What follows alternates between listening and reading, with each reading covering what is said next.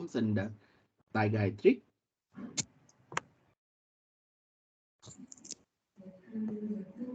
Om.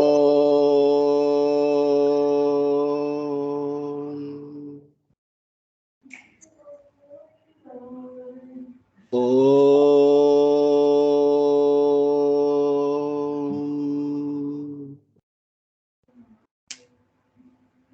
Om.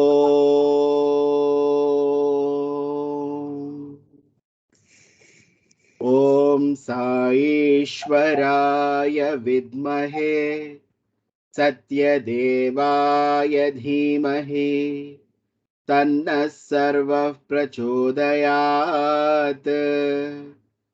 Om Saishwaraya Vidmahe Satya Devaya Dhimahi Tanna Sarva Prachodayat.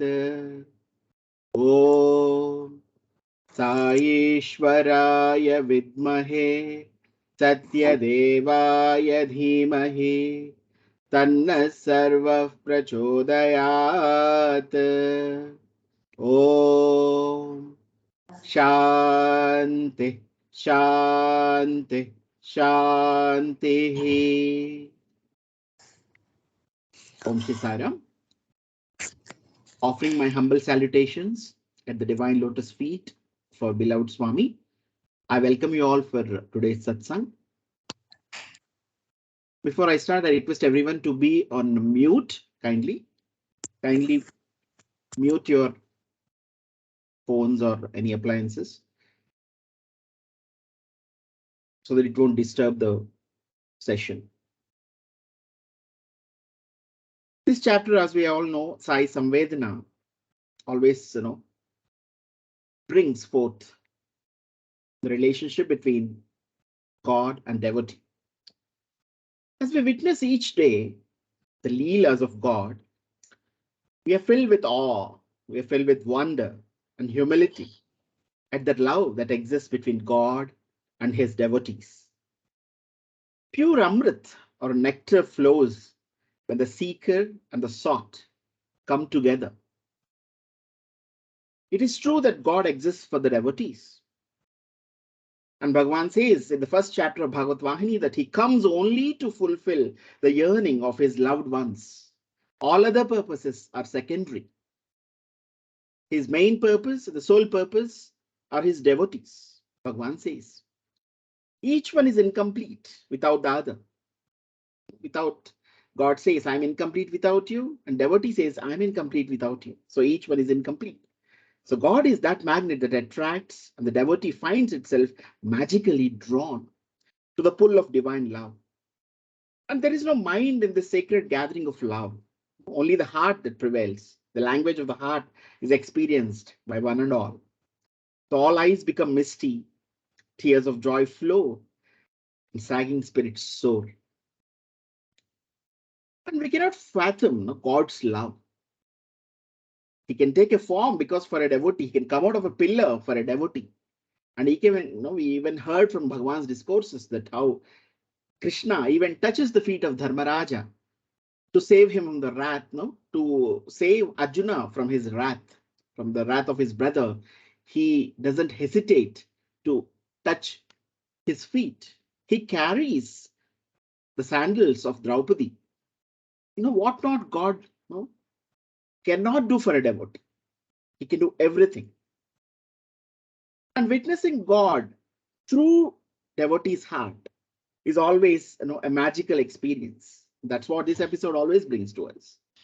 So today also, let us bask in the bliss, listening to a beautiful love story once again of a God and a devotee. Today's guest is our Subbu sir. I think he really doesn't require any introduction, but still, as a custom, I would like to introduce him.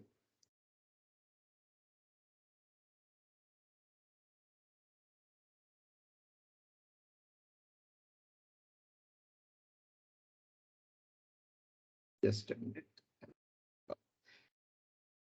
So Subbu sir, after finishing his schooling, he hails from Chennai, as I have given in my introduction.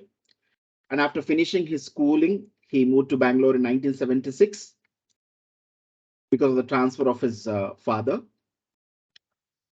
He says while hunting for college admission, he even had to forgo, or he spurned the opportunity of getting admission in Swami's college because of the climate that was prevailing at the time. His mind was full of skepticism, influenced by some writings of those days, some vilification that was done through the articles. His mind was completely in another direction. So he says his first darshan of Swami in 1980 was the most unwilling trip. Normally, everyone describes it as the most joyful trip, but because of that, the kind of mindset that existed then, he says that it was most unwilling trip for him in 1980 when he had his first darshan of Swami. And he was married in 1985 to a girl from a Sai family, and he heard a lot of stories and miracles from his mother-in-law then, but still he was very skeptical. And he was witness to many direct miracles with his own eyes when during his mother-in-law was recovered from a stroke miraculously, but still he was not ready to give in completely.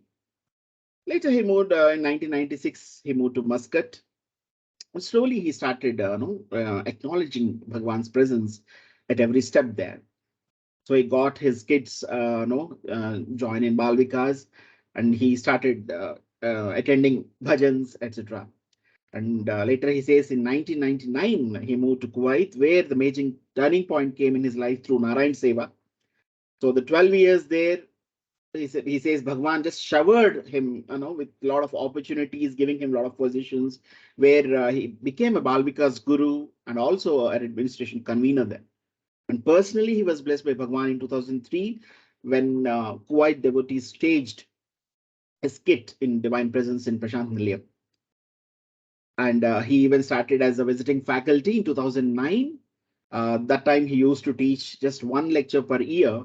And later he says now he teaches 2 to 3 courses or 4 courses per year. So, and he moved to Bangalore in February 2011 after after his stay in Middle East. And from then on, he was completely, almost like adhered completely to the Sunday Narayan Seva that happens every Sunday in our Sai Gitanjali, and without missing a week. And you can even witness how no he became even rose to during the tough times of COVID also. He that could even tough times also could not deter him from the kind of seva he wanted to undertake. So he was full of that vibes and spirits and energies. So he believes that not only that Bhagwan is with us, but he's ahead of us. And before we plan everything, he's already before there, clearing all the obstacles and that comes in our way.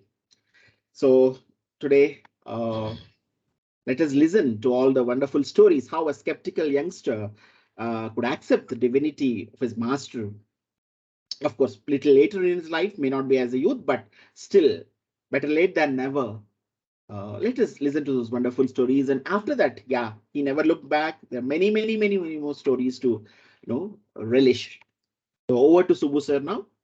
So, Sairam sir. Sairam, everybody, pranams to all elders and love to all the youngsters. Suman, youth has been redefined as 80 now, 80. So Sridhar sir, me and Prasanna sir still come under that bracket. Jokes apart, let me start with Sahana Bhavat, if you, is it okay with you? Yeah. Om Sahanavavatu Sahanau Bhunattu Saha Viryam Karavavahai Tejasvinavaditamastu ma vidvishavahai. Om Shanti Shanti Shanti. May he nourish us together. May we work together with great energy. May our studies be enlightening.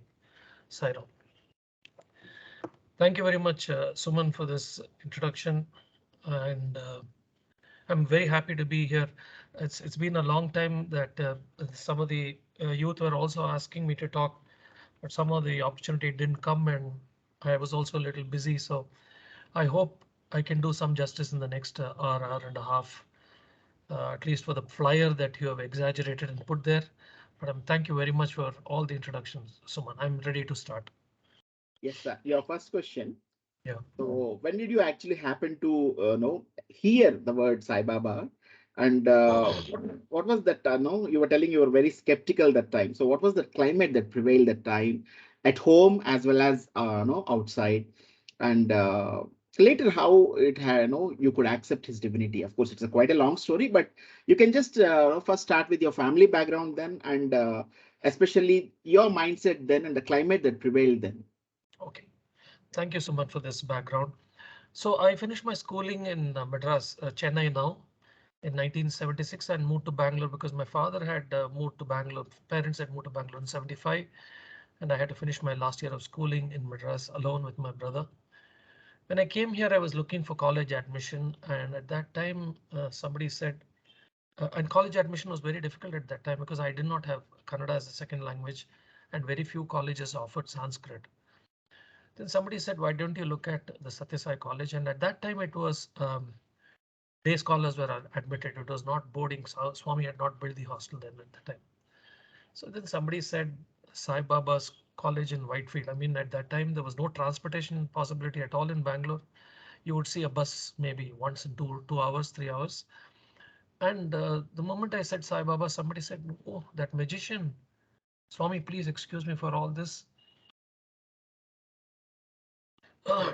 But since you asked me the question, I'm telling you all this. So I said that. So somebody said that magician, and at the age of 17, you're so influenced by seniors, and you're at a very impressionable age. So then he gave me an article from the newspaper by Dr. Kovar and Dr. Narsimaya, who had launched a tirade against Swami at that time, magician. I don't know, you want to use that vilification words that they used in the articles. Then I said, no, I'm definitely not going to move. And on top of this, this magician called Sarkar, his son then took over from him, and I don't know if they're still in the magic business. So he said, whatever he can do, I can also do.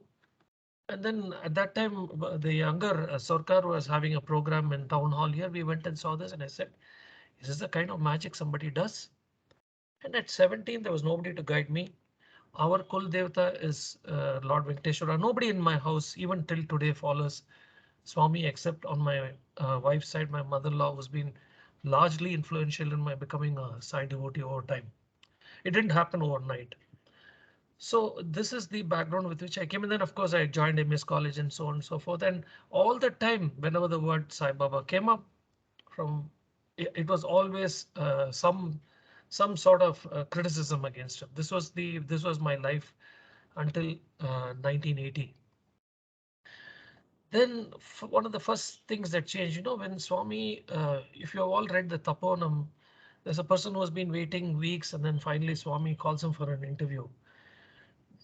The moment he goes into the interview room, this man is not able to hold his anger. And he says, Swami, I've been waiting for 2 weeks for you, and you're calling me only now. Then Swami says, I waited for you for several janmas.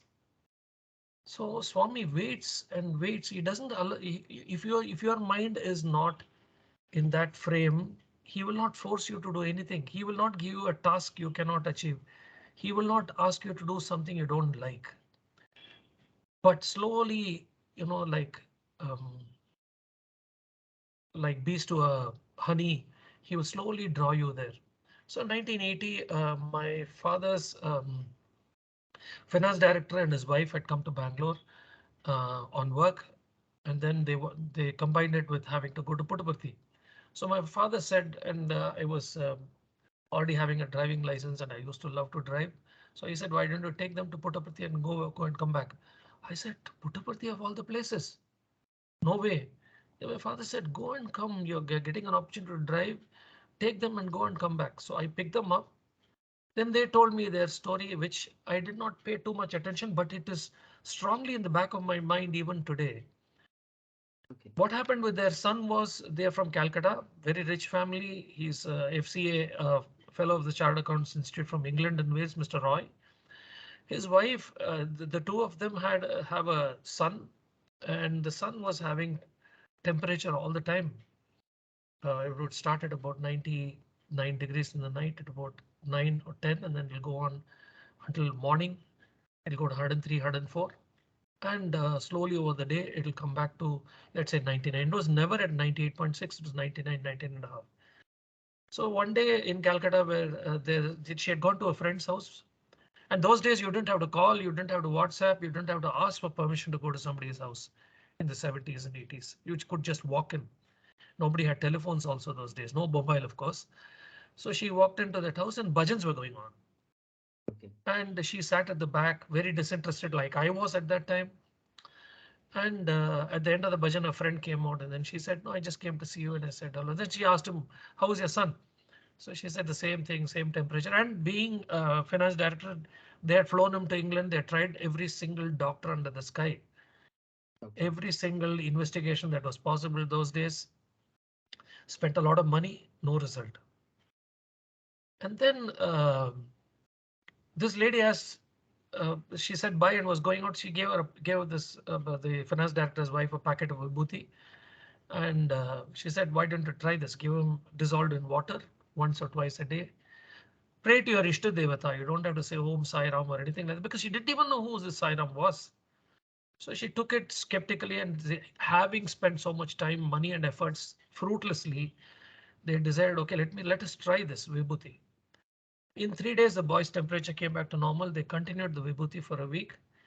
And at the end of the week, the boy was completely cured of this undecipherable, undiagnosed illness. So It's just a vibhuti from a devotee's home. That's it. from a devotee's home. That's it. Okay. Okay. I mean, there are several stories on vibhuti that I have, but this is one that really changed my thinking. My very skeptical thinking started changing 1% at that time. Okay. The hard nut to crack. Some small line had been drawn on my skull. Now it's very easy, of course.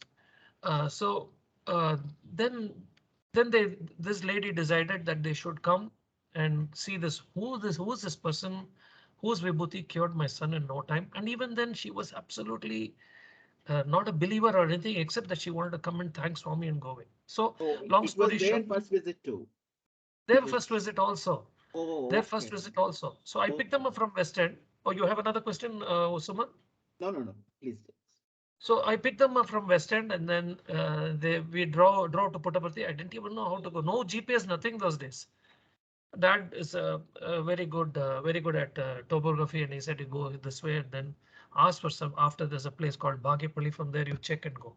Roads were terrible. Somehow we reached around 1:30. We went to the accommodation office. This is, when I recall each of these steps, how Swami decides. So when we went to the accommodation office, this woman, I want a room with a fan. She's so demanding. I mean, you can imagine director's wife. And this old man, 75, 80-year-old man sitting at the counter very patiently. Madam, we have very few rooms with fans. I am not sure I can give a room with a fan. We'll give you a room, whatever room comes in.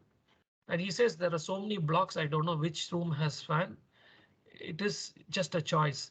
So she kept on insisting, and this man was holding his cool, and he slowly wrote out a chit and then give us a pair of keys. And then suddenly she says, I want a room with a Western toilet.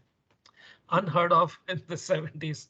I mean, I didn't know what a Western toilet was till maybe the 80s, early 80s.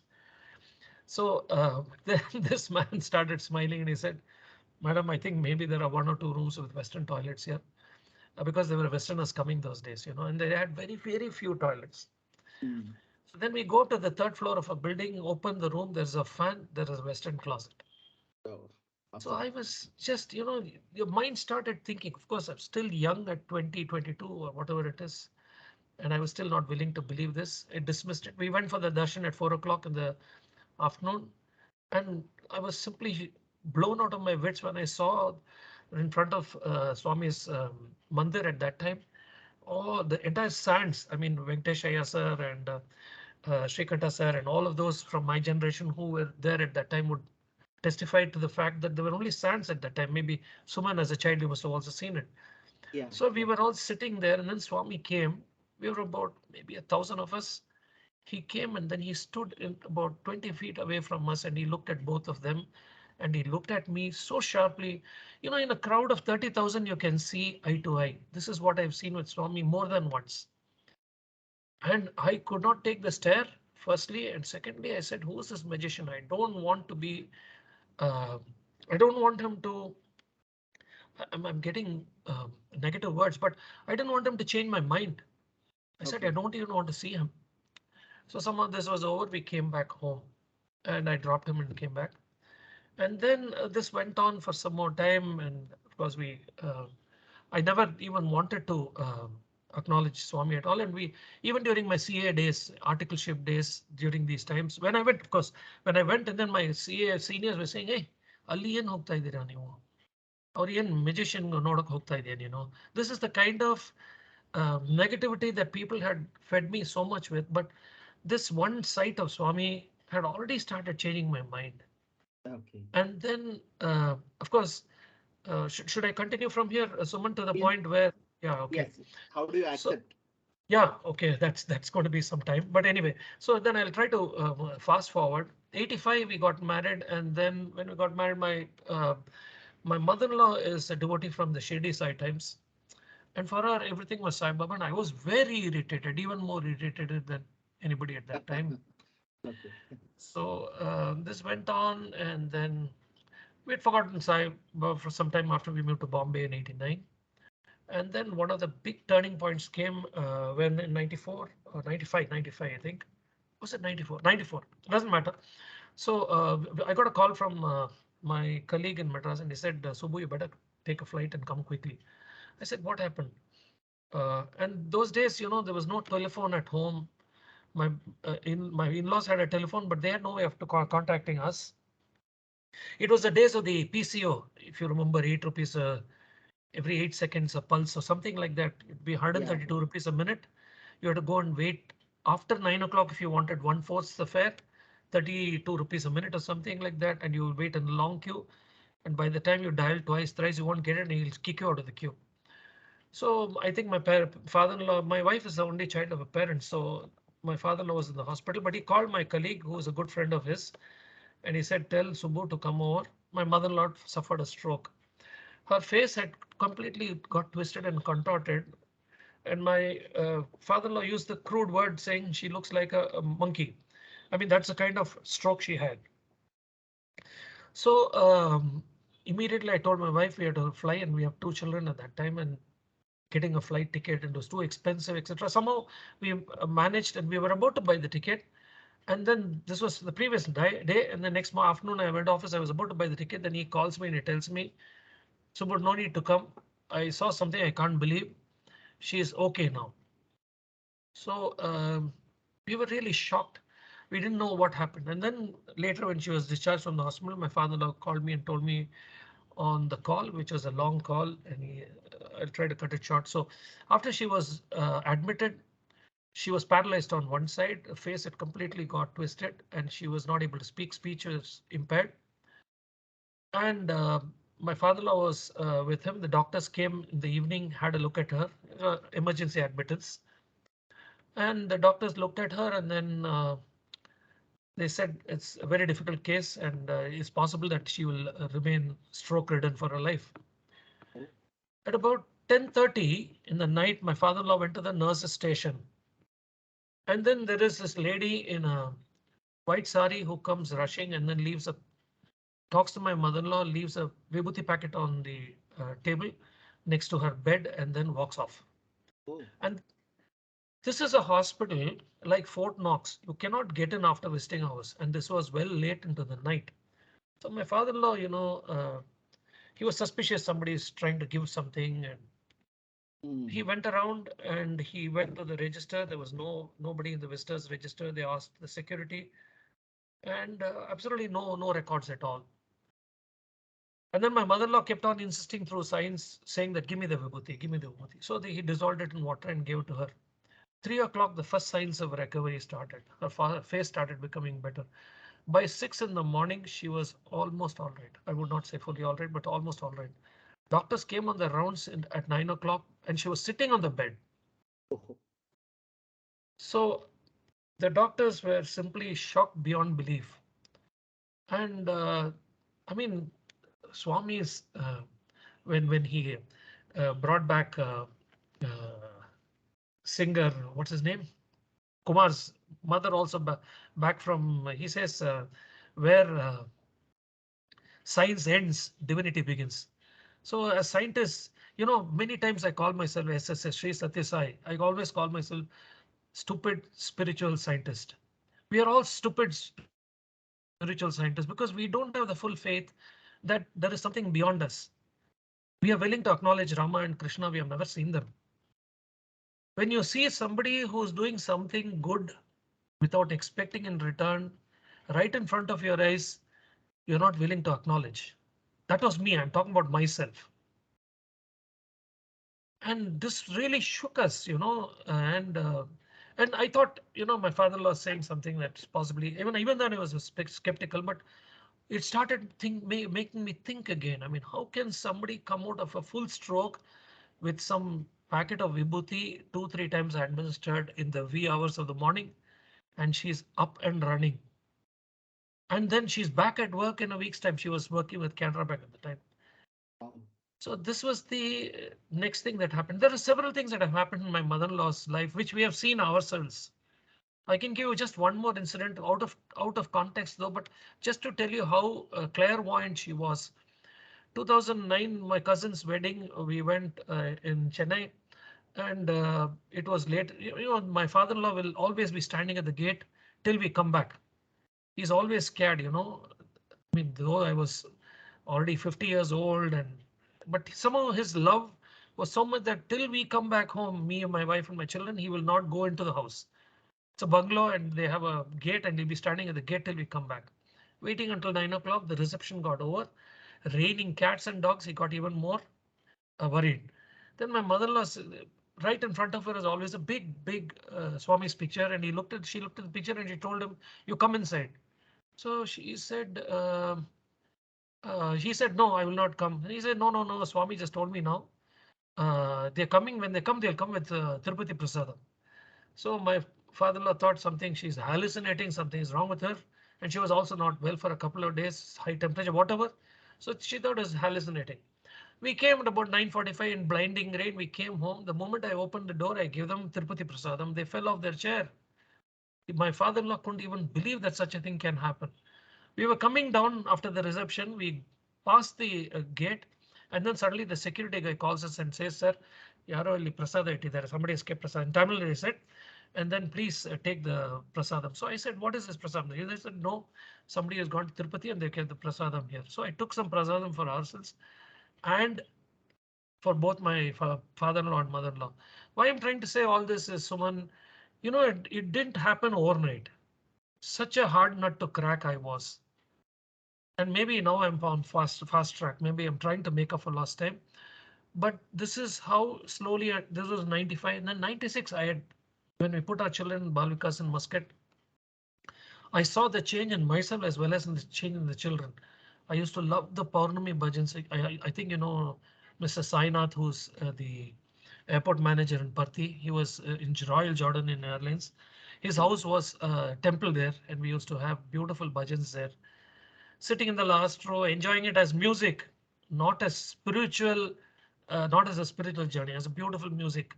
Analyze the raga, compare it with a Hindi movie song, etc., etc. But in the meanwhile, the slow transformation was happening through the children and through music and through workshops that they were holding there.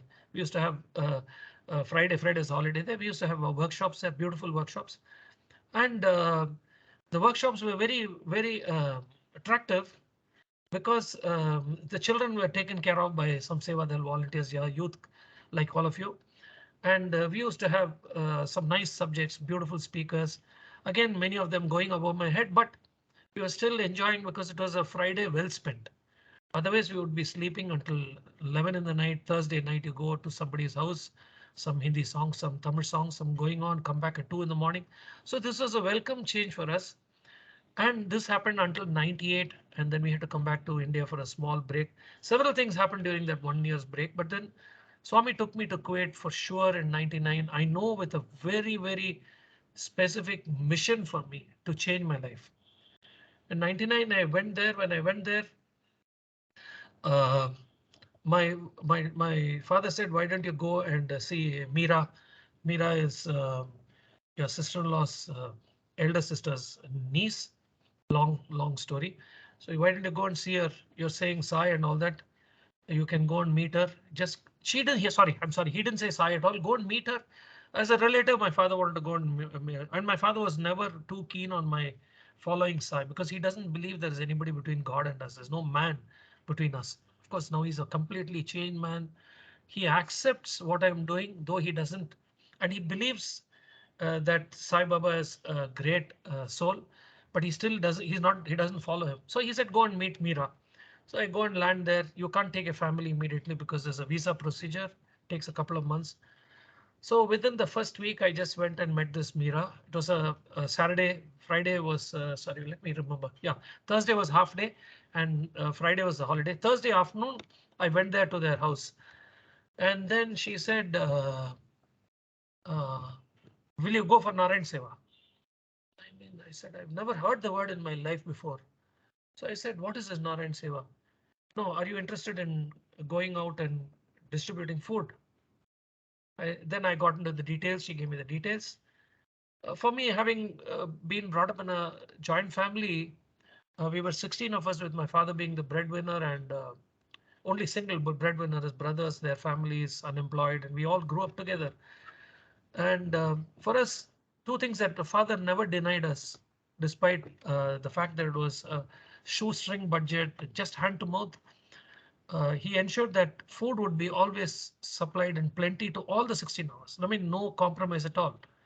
My mom used to make 3 kilos of potato, several kilos of sambar and rasam, and 4 times a day it's cooked. There's breakfast. There's no breakfast. I'm sorry, 3 times. We always used to have brunch and then tiffin in the evening, dosa, idli, whatever, and then dinner. By the time my parents used to retire, it'll be about 12 in the night.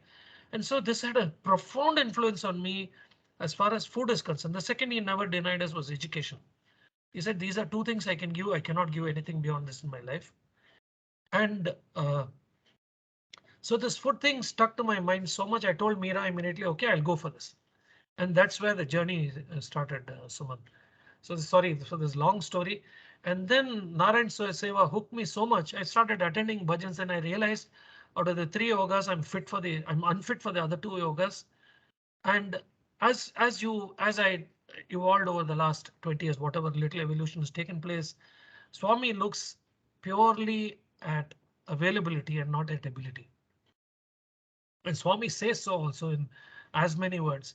So I realized that you don't need any talent at all for Narayan Seva. You need to be there, present, available, your physical body, your bodily self to serve.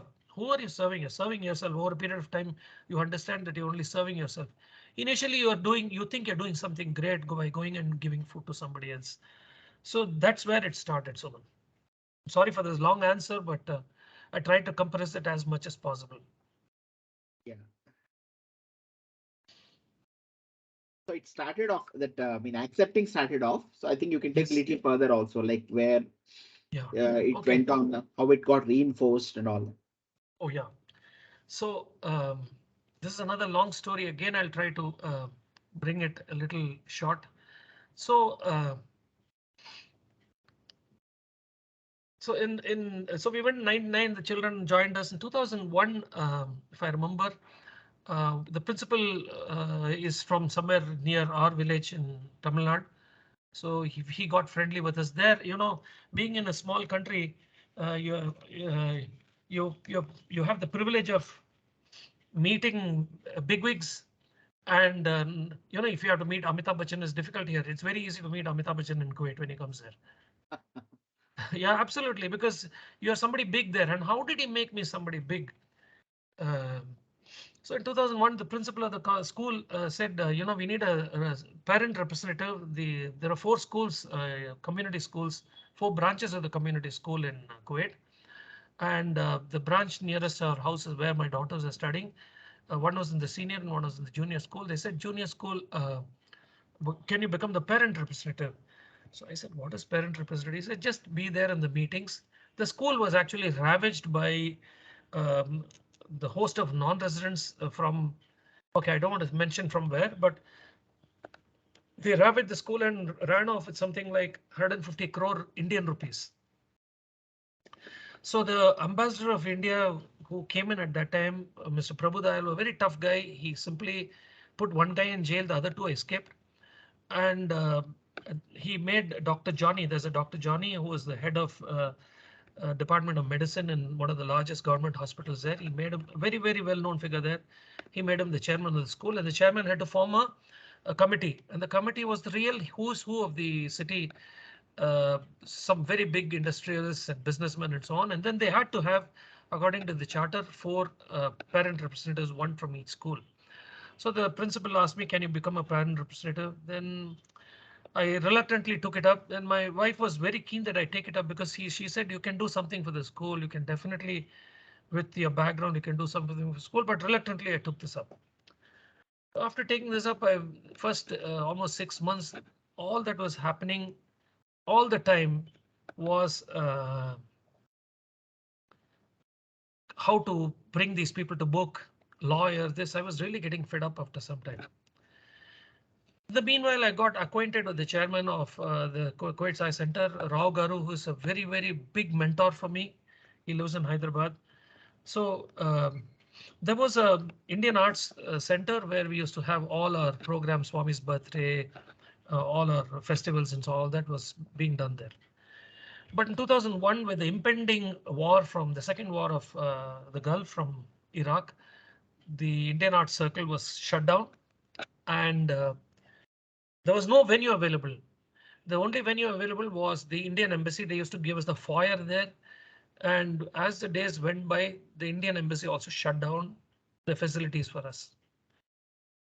Yeah, this was 2002. I'm sorry. So 2001, I became a parent representative. In 2001, all this was going. 2002, sometime in the month of August, when we had no venue at all, Mr. Rao comes to my house and then says, "Can I meet you?" I said, "Welcome, sir, anytime." So he came home and he said, "Subbu, we need the hall of the Indian Community School for our Swami's birthday program." Okay. And then my wings are already up. Aha, I'm a big parent representative and he's coming. The chairman is requesting me, and let me see what I can do. But the previous meeting that took place 2 weeks earlier, there was one person from another spiritual group. By the way, there are about 102 registered associations, Indian registered associations in the Embassy of Kuwait. Like they say, if there are three Indians, there'll be a union. So we have 103 registered associations, both cultural, spiritual, and so on and there. And then one of the cultural associations came and asked for a school hall. And there, the rules are so strict. If you violate any rule, the police will come and simply whisk you away. You can get deported. You can go into jail. Nobody will know in your home where you are. So there's so much fear. And that's why there's so much discipline there. So this man was asking, and then Dr. Johnny was saying, okay, why don't we give to them? It's a good cultural association. So I was vehemently against giving it, saying that, people had told me this is how strict the country is. So don't do anything don't follow the law. And my father had given me 3 pieces of advice when I went. He says, you're going there. They have not called you. You want to go and live there. Second, he said, don't go and criticize their customs. You have gone there. You have to live by them. Third is you will never violate law. He says you have to live whatever the laws are in that country. You may think it is stupid, but it is applicable to those circumstances and to them. So I thought I'm a big law-abiding citizen, and I said no. You're not going to give this because we don't know what's going to happen. We don't know when the police comes in and so on. So then it was taken. The decision was taken that day that we will not give the school hall to anybody unless there's a compelling reason. So now 2 weeks fast forward, Rao Agaro asked me and I told him, look, it looks impossible because this is what I did 2 weeks ago. And Mr. Rao said, okay. I mean, so cool, so calm. He's one of those very few people who has translated Swami's speech from Telugu to English extempore in 1998. So that's Mr. Rao for you. So he said, okay, anyway, you try. So there was another meeting 2 weeks later. We used to have a meeting every 2 to 4 weeks. So the next meeting was next Friday. So I called Dr. Johnny on the phone and I told him, sir, this is what it is, Dr. Johnny. We want the hall for our Sathya Sai organization. I tried to start giving him the background of the goodness of our organization. He says, I know all about the Sathya Sai organization. Dr. Suri is there. I know you guys do a lot of good work. Dr. Suri is another person who does a lot of good work there. But Subbu, how can you change a stance now? Aren't you portraying double standards? So I said, yes, sir, I do agree. I'm portraying double standards, but I know this organization. I know, like you know this organization. I know the other cultural organization. You said no to that. Now, how can I give this? There are 8 other people in the committee. They will all come down heavily on me. I said, okay. We closed the meeting. We closed the call, and I said, okay, that's it. I'll have to call Rao Garu and then tell him. And it was late in the night, already 9:30. I'll call him in the morning and I'll tell him it's not going to happen. Okay. And half an hour later, he calls me and he tells me, see how Swami works. And even then, I did not realize that I'm a dumb instrument. So Swami calls, sorry, Dr. Johnny calls and then he says, Subbu, bring this up under the other matters. You don't put it on the main agenda, bring it up on other matters. And then I'll pick it up. If everybody votes, I'll then have a vetoing vote as chairman. We will see what can happen. The meeting started in a distant school, the most distant school from where I was living. And then it was already 9:30. By the time we were still fighting with the lawyers and bringing the culprits to book and so on. And the meeting got adjourned. Dr. Johnny walks off to his car. I run after him. When I run after him, he looks at me, he smiles. Yes, Subbu, what do you want? I said, doctor, you know what I want. He said, do one thing, Subbu. I know it's very difficult. Go and tell Malati, who's the secretary of the school, tell her, I have told you that the hall should be given. If somebody picks up, not many people will have the guts to talk to me directly. So you go ahead, you have this program, but don't tell anybody that I went ahead with this. If they ask, let's see. So this is what happened. So I go back home. It's about next morning. I call Rao Garu at home. And I told him, look at the ego of the guy who thinks he has got the school hall amidst all improbabilities. And then he's flying at 30K and he says, I must make the chairman come to my home. I must break this news to him. So, Mr. Rao, can you come over? And he comes with his wife. He comes and then he looks at my face and he's disappointed. He thinks it's all gone. Then I told him, sir, we managed to get the hall for and he hugged me immediately. And I'm now my feet have further gone above and my head has hit the ceiling and I'm now the champ there.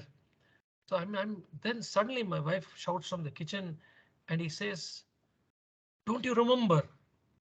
And this Suman was a turning point in my life. Then I was trying to remember what she said. Don't you remember this dream of yours?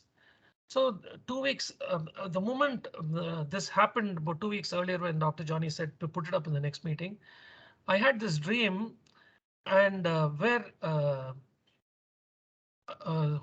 some of you who have been in Madras, there's a place called Sanskrit College in Mylapore. Swami is coming on a chariot and he's looking at everybody there and they're all pulling the chariot and he's beckoning to many people. Nobody's even looking at him. And then I crane my neck for whatever reason and he looks at me and he says, come, come. So I'm looking behind and he says, no, you come. Then he calls me and he tells me, go straight, take that left turn. There is one auditorium there. And there's an old man there. Go and tell him I need this for my program. So this I told next day I used to pick up another colleague of mine. Swami gave me the chance to recruit about 8 to 10 side devotees in my department over those 11 years. My interview would be, first of all, I would look for CVs where it would mention Sai or I would call them on the phone, ask them if they are Sai devotees. One such Sai devotee, crazy Sai devotee, I used to pick him up every morning and take him to work. The only problem with this guy was he used to irritate me to hell. If he has to put his right leg forward, he'll say, if Swami gives me the permission, I'll put my leg forward, right leg forward. I mean, it's the exaggeration to prove a point. So then I told him this dream. He says, I told him I just dismissed the dream. And I said, look, Srini, looks that there's another dream. He says, no, no, no.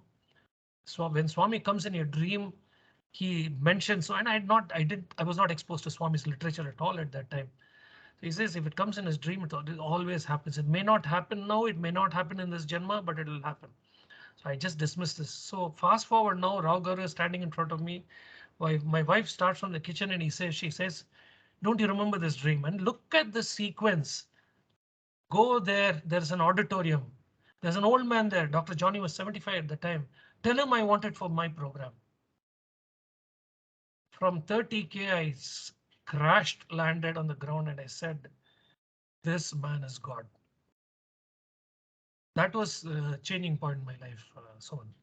I mean, that's when I realized there is nothing, not a blade of grass moves without his will. That's when I realized he took me to Parthi in 1981. It's him. He says not 1,000 horses can draw you here unless my sankalpa is there. So that's how I got fully drawn into Swami. And then I must complete the story by fast forwarding it to 2011. In those 11 years, the auditorium was given slowly over a period of time after the Gulf War was over in 2003. It was given to the community at 100 dinar per month, but per event we became 150 dinars per event. 150 dinars was 160 rupees, 24,000 rupees per event of 3 hours. So you take it for 1 minute or 3 hours, it's the same. Half a day was 24,000 rupees. And the Sathya Sai organization, through this dumb instrument, got the hall not less than a couple of 100 times during those 8 years, Suman. Wow. Amazing. So it's incomprehensible how you can use you as an instrument, number one, and what kind of reach he has. He is always planning miles ahead of you. You're just put in that position thinking they're doing something. And fortunately, my first experience, direct experience, brought me down without giving me a chance to think that I did it. And I'm so glad to Swami, he did not even give me the chance for 1 or 2 years to boast my boost my ego, boast, etc., etc. He didn't give me a chance at all. I hope I answered this question, Suman. I know it's very long answer, but Yeah. yeah. Amazing. I mean, not enough. I think I want to listen more and more. Yeah, can you tell about that skit that you staged in personal in Divine Presence? Yeah, How it 2000. happened? Yeah, I don't know if Satish Krishnan is on this call, but Satish Krishnan, as you know, his son, the youth Harish. That's Harish there standing in front of Swami. Yeah, I could make out. Yeah, and that's to the right of him is this man who had a little more hair on his head and maybe 20 kilos lighter. So this was in 2003, July 12th was this drama. They started sometime in April, and this is the same skit that was staged in 2002. Suman, look at the thread. The hall that we got in 2002 for Swami's program, the skit was staged there in Kuwait, and without any audition, no rehearsal, how Swami cuts across all red tapeism. We had the highest red tapeism. I wouldn't call it red tapeism because the laws are so strict there. Dubai being our headquarters would not allow anything to happen without going through them. We already had in 2001, we had a great chance of staging a drama in his presence, got spurned at the last moment because we had two programs, a song program, bhajans, and then thereafter followed by our skit. The bhajans went off very badly, and I'll tell you, because we are a Sai fold, I can possibly disclose this to you.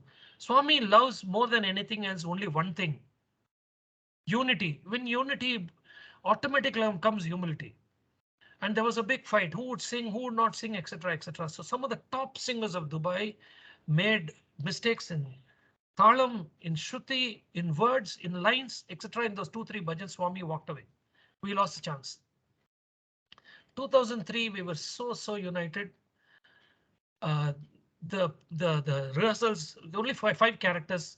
in the play, one of the most powerful plays written by Brother Satish Krishnan, who came back immediately after this play. He came back just to look after his parents and be back in India. He was a very senior oil industry professional in the government, huge salary, just gave up everything and came back, Harish's father. So we had this drama and 2003, and I had no role to play, but it started sometime in February. We didn't have a guru at all for our Samiti, and then the convener called me and I told him, Subbu, can you take over being a guru? I mean, guru is a remover of darkness. Somebody had to remove my darkness first. Where is the question of becoming guru? So I told him, Raj, please leave me out of this. I have only one possible capability, which is I love children. Nothing more than that. Don't expect me to come. I've seen Balvika's classes. It requires a lot of preparation. I am not fit for this. Then he made a beautiful sentence where I went and told Rao Garu. He says, I went there. And then Rao Garu, you know what he told me? Subbu, you think you're being made guru because you have capabilities? He says you have something, some shortcomings. That's why he makes you something. Same when I became admin convener also, he said, you don't think, Subbu, they're giving you a post because you are capable of it. Because you're not capable of something in that post is what Swami brings you there. Swami does not call the qualified. He qualifies the called. So that's how I got this position as guru. And he sent me one long mail, which is still with me. I couldn't trace it out. Suman, I would have loved to share this here. He wrote such a long mail to me, convincing me that Swami loves the two people the most, his gurus and his that's faculty, gurus, and that's one on the one side, and the children on the other. That motivated me enough. My wife also said, your two children are also there. Why don't you take these classes?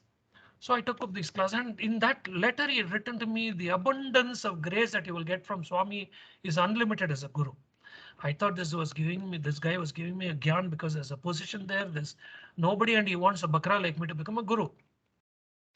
So I became a guru, and then 4 years had gone by. For 4 months had gone by the time, 6 months had gone by the time I stayed this kid. But in the 6 months, Swami involved me in every single activity of the organization. We had workshops, a bhajan workshop, we had a spiritual workshop, and then we had EHV retreat, of course, May 6th. All this was happening, and my role was all the back office work, moving the chairs, bringing this, procuring items, that's all. The physical body that I could use. A lot of work I was always given, and I was very happy to do it. The moment I had bought a new car, I had dedicated to Swami. I said, it's your car. Many stories on that car. So when we have the time, we'll talk about it. So a lot of work had been done. Then fast forward, we are there at the venue that day, July 12th. This was the first program, incidentally, Suman, after Swami's accident at Brindavan. Yeah. And you know, he came on July 9th, and the moment he came, he comes out of his car, he looks up, puts up his right hand in, and then blesses everybody. You could see this big halo around his head. I mean, some of these things are unforgettable for us. And then 10th, we had our audition with the head of Dubai. And he said, what is this? He was so disappointed with the drama because he has seen the Ashadi dramas he's from Bombay. The Ashadi dramas are, you know, like Gandharva weddings, all those big sets and all that. He says, what is this? You're doing a Balvikas drama. Go and do it for your Balvikas in Kuwait. Nothing. You're not going to do this drama here. Imagine how our hearts fell. But Swami was in Purnachandra at that time. And the one of the caretakers of Purnachandra, he said, we were all crying that day virtually when this man said after the rehearsal. So this man comes and tells us, who is he to tell you that you will not have your drama? Swami came and told me you're going to have your drama. Don't worry. I mean, that gave us some pep and hope. But we again said, who's this guy? You know, security chap coming and telling us you're going to have your drama. Anyway, all this went on, and then I hope you all know Leonardo Guter of Argentina. The last practice on July 11th evening when we had, again, it was a disaster. We had songs by all the adults. First thing he shot that down. He said no adult songs. We all were disappointed. Then Leonardo Gutter, who came for the last rehearsal. Again, it was not the best rehearsal. You become nervous or God knows what. And then straight away he said no. Our coordinator from Dubai. And then Leonardo Gutter, then our vice chairman went and prevailed upon him. The chairman was blasted. Our chairman was blasted. And he said, I can't take it anymore. Our vice chairman went and begged and pleaded. And Leonardo Gutter went and talked to our coordinator and he said, give them a chance. Let's see. So then in front of all of us, he's saying, look, you want to give us them this Balvika's drama in front of Swami? I am not responsible. If Swami says anything, I will point finger at you. Leonardo Gutter smiled and went away. Fast forward next day, 4:30, we are getting ready for the drama. A lot of things happened in between. So many miracles that I can speak for a couple of days about Ali's Hajj. If you get Satish Krishnan together, we can speak even more about it. But anyway, at 4:30 in the evening, I'm getting ready. And there's a story about the black t-shirt that I'm wearing. People at the backstage, we didn't even know how to stage a drama. Backstage, you're only allowed to wear a black dress because when the lights go off and come on between scenes, people who move furniture and the props and all that are not supposed to be seen by the audience. Oh. So how we got these t-shirts was also another miracle. Anyway, at I thought 4:30, that some role you played because of black. no. Okay, this story is at 12 o'clock after the last rehearsal of the morning of this coordinator was so fed up. He called me. You're coordinator. You're doing props. What? You don't even know this?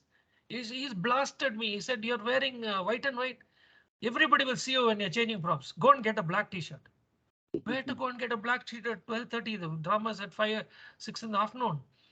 So somehow we searched a few shops, we got a t-shirt only with lot of writing, Sai Baba, this, that, and so on. One of the ladies gave us a beautiful idea. She said, wear it upside down. Nobody is going to know whether you're wearing it front side up or inside. So we reversed the bunions and wore. So many things happened, Suman. I mean, I know I'm dragging the story a little too long, but to show you and tell you how every single aspect is taken care of by him. So we went in, and at 4:30 I was freshening myself, and then my wife calls me and she says, Subbu, what happens if Swami comes and talks to you? So I said, are you crazy? Of all the people, first of all, let's see if this drama takes place. Then there are so many people, and you think he's going to, there are people on the stage. I'm only a prop guy. I'll be standing in some corner. I think something has happened to you. You've gone crazy. As I was saying this, I slipped and I hurt my knee. It's okay. I came back.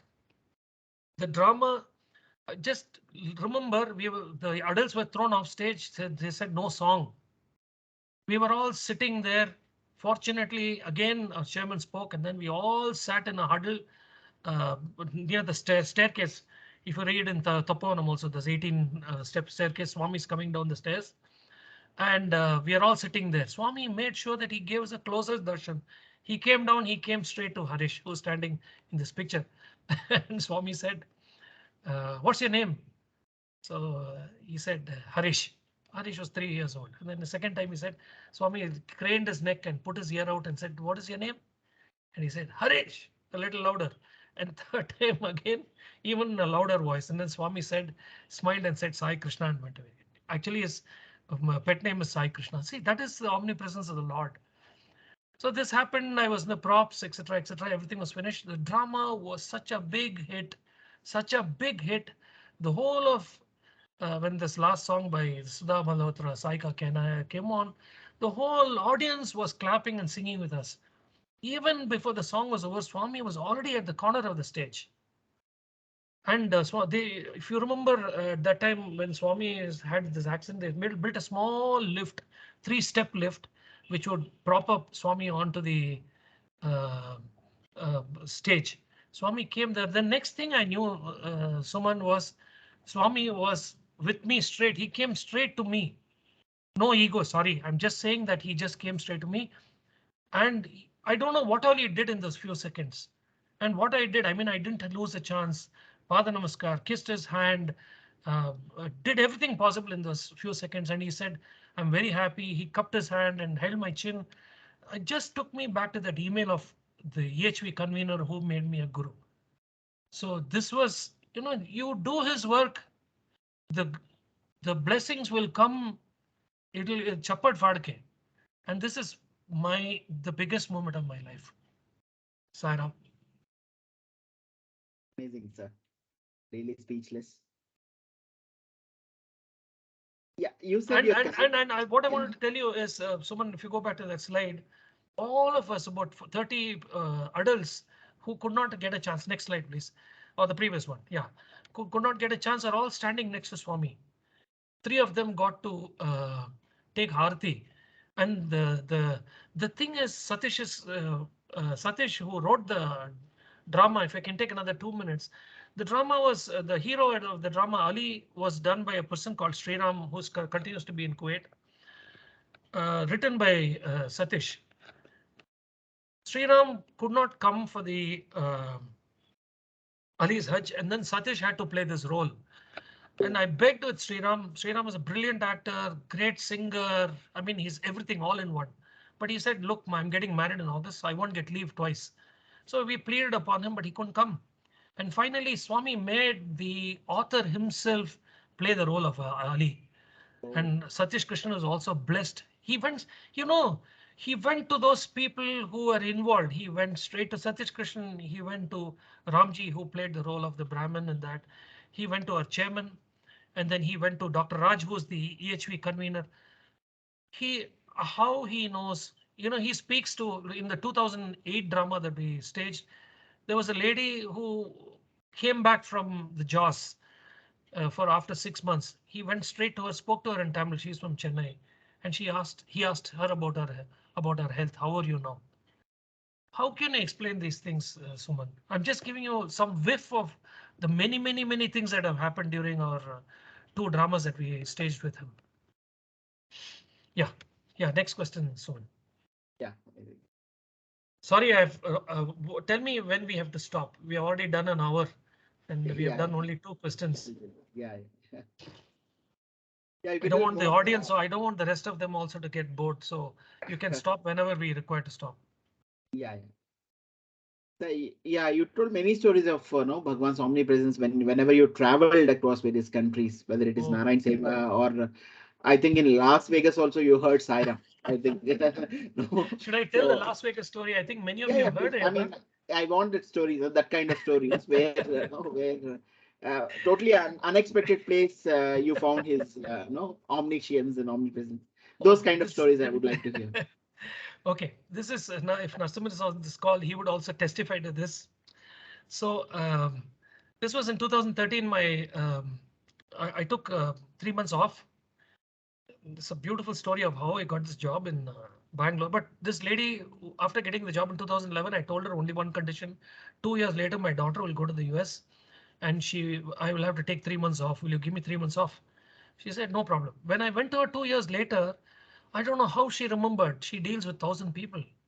And she said, yes, Subbu. I said, I've come for something. Yeah, do you want leave? Go ahead. How much time do you want? I said, at least 3 months. So 3 months we took off. I said, we'll take a break. We'll go to the US, drop off my daughter at Atlanta, Georgia Tech, and then go around. There's like there's every nook and corner. There's a Malayali in the world. There is a Tamil Brahmin in every corner of the world, even on the moon.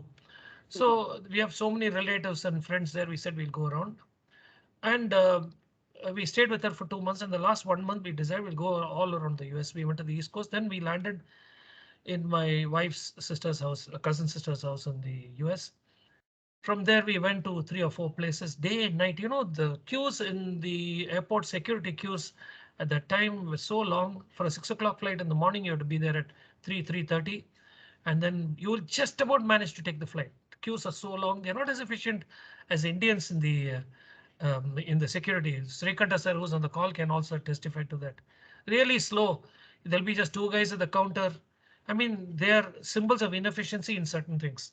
Okay. So we used to, about 6 days and nights we were traveling West Coast, Los Angeles and San Francisco, everywhere.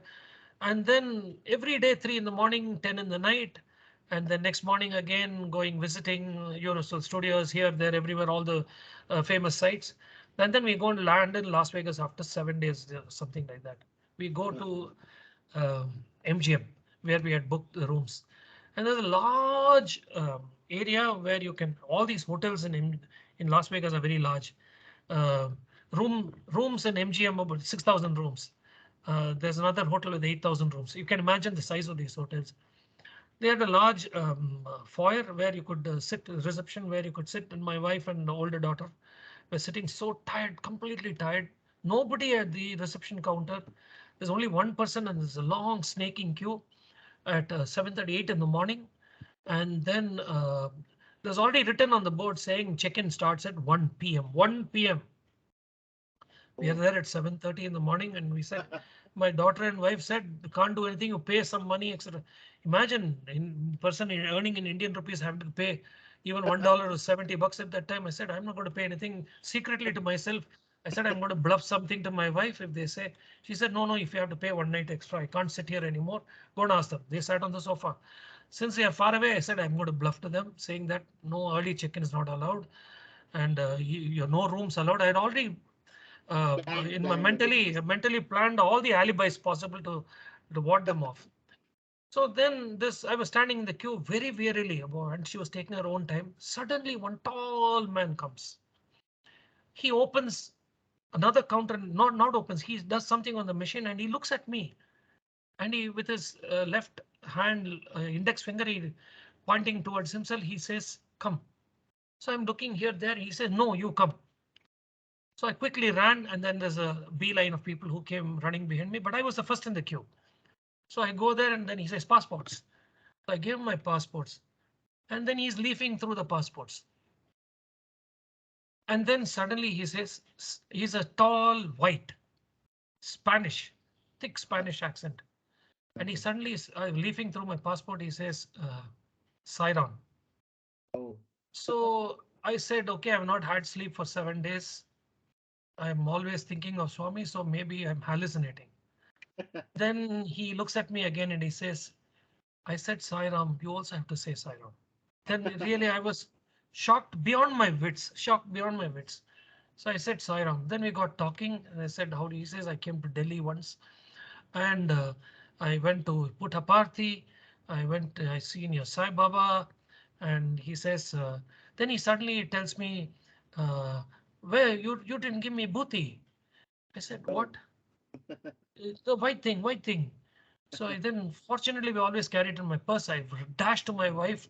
I took 2 packets of vibhuti and I came and gave it to him. He said, thank you very much. Thank you very much.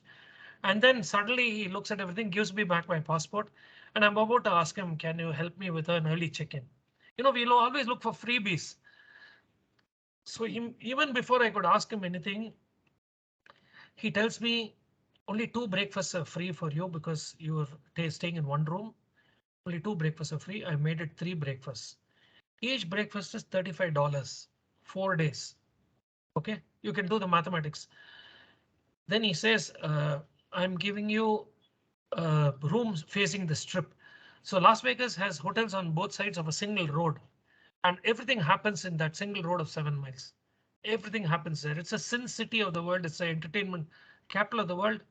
And things that are done there are on a scale which are unimaginable in India. So facing the strip is a privilege because you're always seeing something that's happening in that place. So and for room facing the strip is $40 a night extra. Then the third thing he tells me is I'm giving you early check-in. Nothing asked, Suman. Nothing asked. And then I came away. He gave me his card. In my move from the previous house to this house, I lost it. Next, when I came back to India 2 weeks later, I told this in the Narayan Seva, and Narasimhan took this name. He went to Las Vegas, I think a couple of weeks later, and there, when he asked the reception for this person's name, they said there's nobody like that here.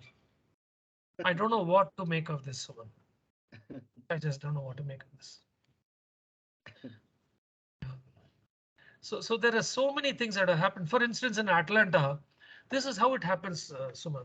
Atlanta, we went there, and because I'm a Narayan Seva lover, we went there. We took a what's that apartment called? furnished apartment on rent for 2 months to be with her daughter. She was staying with her colleagues, classmates, and it was already Friday. And my wife said, the person who came to pick me up is also another very long story. That is the chairman of the Atlanta Sai Center. How he came, how he picked us up is another story for another day. So then I told him, look, I'm interested in Narayan Seva, as he dropped us at our hotel. So then we moved to a furnished apartment. There, my wife was nagging me, and she said, tomorrow Saturday, they told you there's Narayan Seva, and you don't want to even call Ravi and ask him when, where, etc. I said, look, intention is very, very strong. I want to do Narayan Seva. I'm not going to call the chairman to find out where Narayan Seva is happening because I don't have transport. US, it's not like the Middle East where everybody will come and pick you up. It's like a family in the Middle East, small cities.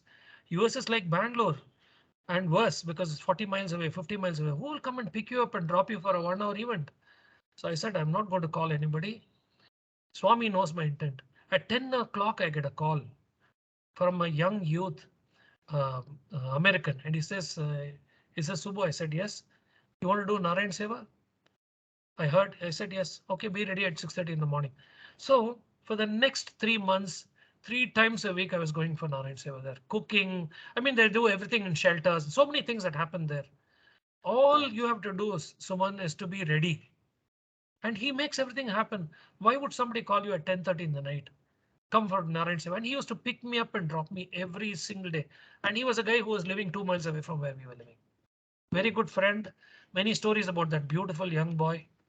So his father is the one who started the Sai movement in the East Coast, along Okay. with Dr. Michael Goldstein. Oh, okay. Yeah. Yes, Suman. So these are two incidents. I can go on. The latest incident, if you want, I can tell you what happened in my last visit. Yeah, Y- please. That also. Or You do can we want to finish go on with to that. another topic? Yeah, maybe we finish with that. So this was November, maybe, yeah, November 23rd, 2018. My daughter, it was a long weekend, it was a Thanksgiving day. So she said, let's go. I want to show you further down San Diego, which we have not been there. So I said, but November 23rd is Swami's birthday. She says, look, every year you're going for Swami's birthday. She's a Swami student, by the way. So she said, let's be practical, Appa. You're not going to come here every year. Swami knows wherever you are. You pray from wherever you are. So we went San Diego. It's 23rd morning. We are leaving from Los Angeles. We're taking the train to San Diego, and the train goes south. So it was 3:30 in the hour, 4:30 in the afternoon. We took the train, and we are going on the train. And I'm continuously listening to the feed that is coming from there. Beautiful bhajans that are going on. Completely thinking of Swami all the time. I said, how is it, Swami, that I missed all these bhajans, etc., etc. It's about 5:30, 5:45 in the evening. And the train goes all along the Pacific. You're hardly 200 meters or 300 meters from the sea, from the ocean. And suddenly the whole sky turns orange. Suman, it's a sight I couldn't believe. It's his absolute robe becomes orange. The whole sky, the waters become orange and so on and so forth. And I called my daughter, who generally is not as emotional like I am talking now. And she was also really dumbfounded when she saw this. This doesn't end here. We go on further and we're still talking. And then the train slowly slows down at a station. Believe me, believe me, suddenly you see a big board uh, approaching the railway station saying Swami's Gate, California, Swami's Gate. And both me and my daughter, we couldn't believe, what is this Swami's Gate? See, he will follow you where you want to be if you're thinking of him. Then I looked up Google quickly. It is Paramahamsa Yogananda's ashram there in a place called Swami's Gate. But why Oh, should it be called Swami's Gate? Why correct. can't it be called Yogananda, Yeah. Paramahamsa, whatever? So this is one of those incidents that happened. But many things in Nigeria, wherever I went, he was always ahead of me. Amazing. Amazing. Yeah. Yeah, you had personal connect with Narayan Seva when you went to Middle East as well as now also. So what are Yes. the lessons that you learned and why that how that connect is still so strong with Narayan Seva? So when as I started Narayan Seva, is something which you require only physical presence and body ability. Availability, as Swami says, you have to be available mentally, physically, you should be available for the seva. Over a period of time, you're realizing that you're doing seva only for yourself. Over a time, you realize that you are doing nothing, because Swami himself says what you're doing is you're just going to handing over a packet to somebody of food, and imagine the blessings you're getting from those people who are receiving the food. They bless you like you cannot imagine. Those of you who have come with me to Koramangala and seen that old man who has taken Swami around that park, the man, God bless his soul, he's no more. The way he used to bless us every time, he used to call me, the first time he saw me, he called me Sai Baba. Oh. So, this is the kind of benefit you get. And I was telling Sri.R sir also, when you have your food, or when you give food also, you think of all the things that Swami says. Nowhere you are connected with this except being a beneficiary. Because you didn't grow the farm. The sun gave it light, the rain gave it water. The farmer did all the tilling, somebody else distributed, you brought it, somebody sold it, somebody cooked it, somebody packed it here in Narayan Seva, and you're just taking it and going and giving it. What is your role in this, Suman? Let us all think of this role. It's been given to us by Swami for our own upliftment. And he gives us a great chance to take the blessings from those beneficiaries. And that continues to motivate me all the time. That is number one. Number two, the motivation comes from looking at the young people like you. I've seen people outside the country, US is an exception, where the preponderance is towards bhajans, because that's how the setup is. You cannot go around everywhere in the Middle East. We don't have the time for that, but how we did seva in Kuwait would be an eye opener. But it's not so easy to do seva outside the country, because it's a lot of local strictures are there. You cannot just go and expand your seva the way you want it to be. But here the doors are open. You want to do anything, and look at the kind of youth that comes. Same thing in the US. US bhajan, I've seen here also on Saturday with your bhajan group. People are they're sending solicitory messages to attend the bhajans, and here everybody wants to do seva, whether it's Amrita Kalash, or somebody is doing hospital seva, somebody is doing Nitya Narayan seva, somebody is doing Narayan seva. Everything is a seva. Bal Vikas is a seva. Coming and singing bhajans is a seva. So I think Narayan seva, according to me, requires no talent, zero talent.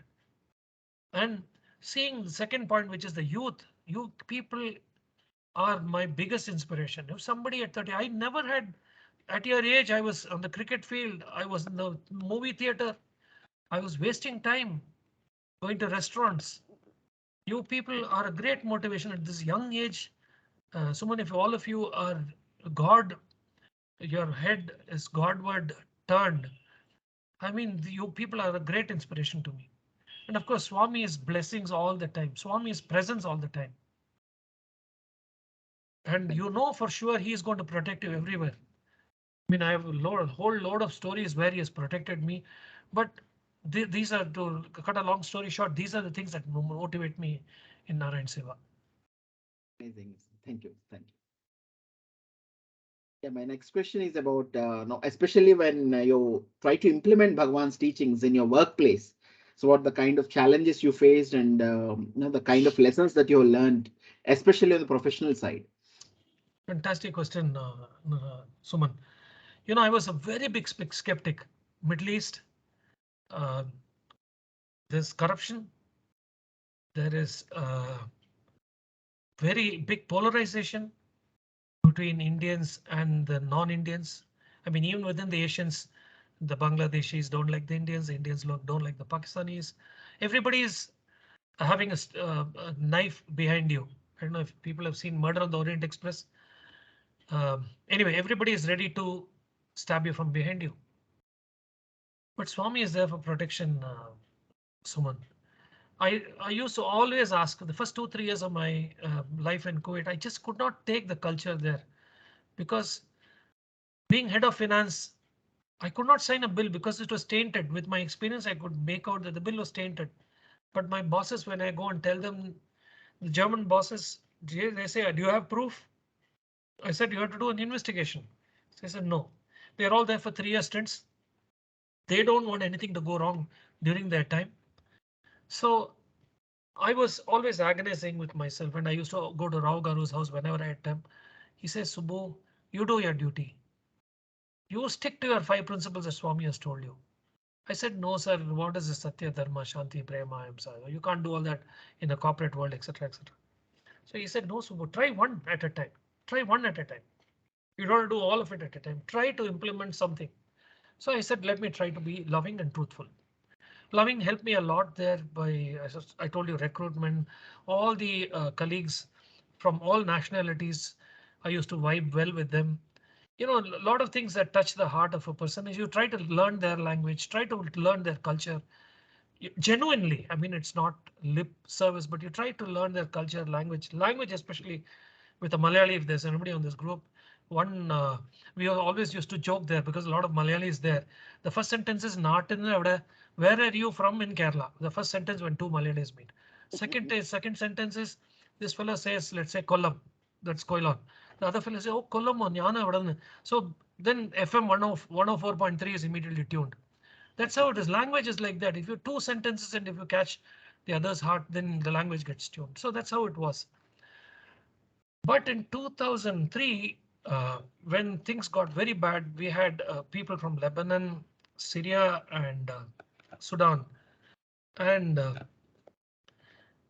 Palestine, sorry. And there was Sudanese also. And I came to know later, and I was very, very strict with the bills. And I said, no, I will not pass this and so on and so forth. What happened was they planned so much against me to upturn all the Indians, get them out of the organization. When I came on leave to India, they took away 2 people from my department out of the 6 people department. They took away 2 and then transferred them to another area. They wanted me to recruit 2 Lebanese or Palestinians in their place. They moved a lot. They sacked 3 Indians, etc. From India, I called and said, I'm not coming back.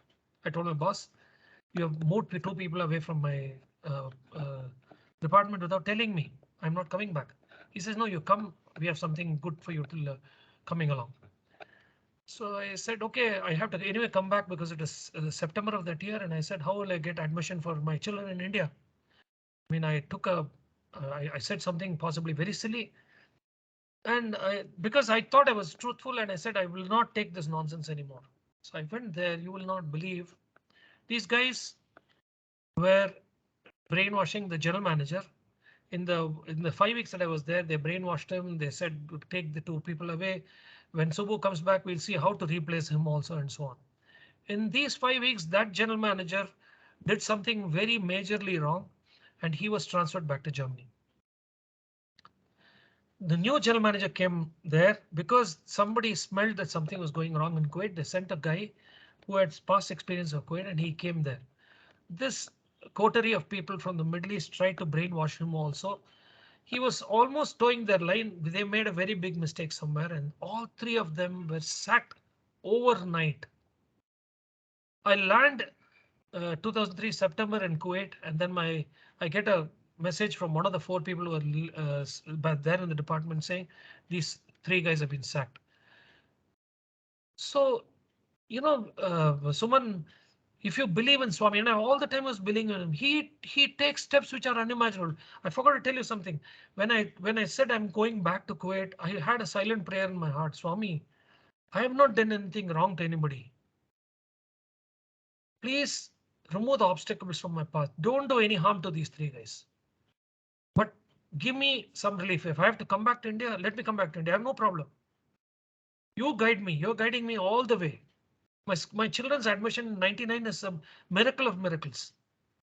I'll come back to that if you have the time. But I told Swami this. And 2003, I land in the airport and I get this call and they said, of course, then the Sudani came to my rescue. He was the only one. These 3 guys had planned to bump me off with a 4-wheel drive when I'm walking in my morning walks. My God. This is a story I heard from the Sudani. He said, if you touch this guy, he's got 2 children. What has he done to you guys? If you touch this guy, those guys were already ready with the plan. Oh. I've not shared the story with anybody so far. Excuse me, I shouldn't have said this in public, but this is how it is. The second story I can tell you is 2009, 2008, my family came back here and I was praying and praying to Swami to get back. I didn't want to live without the family. 2.5 years he kept me there. Host of reasons. One of the reasons which I will tell you in this session, and if you have the time later in Narayan Seva, was 10 years of tax assessments had not taken place. 10 years. I struggled and struggled and struggled. It just didn't happen. There was an audit firm that killed me. There was a guy who killed me in the audit firm. And we used to go to the income tax office and come back. And I said, this guy said, maybe we had to give gifts at the highest. What sort of gift? He said in cash. I said, I'm sorry, we will not do this. We are Siemens. And at that time, we were already going through a scandal in Siemens. I said, I'm not a guy who will pay any money. So this was going on for some time. Then we went once to the income tax office. Whenever I go there, there's a long, big table. At the head of the table, that chair, for some reason, nobody sits there. We sit across the table because maybe it's easier for eyeball contact. And then at the end of the table, whenever I go there, in my car, the left seat is always reserved for Swami. In India, right seat for in the Middle East. When I go to any meeting, the chair that is empty is where Swami is sitting. So he's sitting there, I was thinking and praying to him. And then this is going on, and there was a new head of inspection who had come. She came and sat there. And then I told Swami, now look, how many more meetings are going to bring me here? I'm not going back to my family. The organization is not letting me go so easily. And you want me to be here? Okay, you're having all the fun now. You keep having the fun. I was jokingly talking to Swami. We are sitting there. The guy from the audit firm comes. He talks nonsense. And then this lady who was till then looking at me favorably, and he said, OK, you come on next week. We'll have a look. And there was a particular point where we were arguing on a relief of a certain percentage. I told him a certain percentage is OK. I was telling a consultant. He said, no, I will argue for a higher percentage. I said, no, you will not ask. And in front of me, asked for it. This lady shut the file. He said, Mr. Subbu, why did you come with this guy? So I said, he's a consultant. You don't need a consultant. Why did you come with him? I'm sorry. I'm trying to help you. And you want this.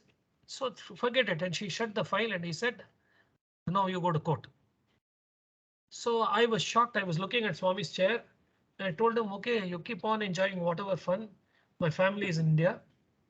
Now 1 year I'm struggling with these assessments and you want me to be here endlessly, right? OK, no problem.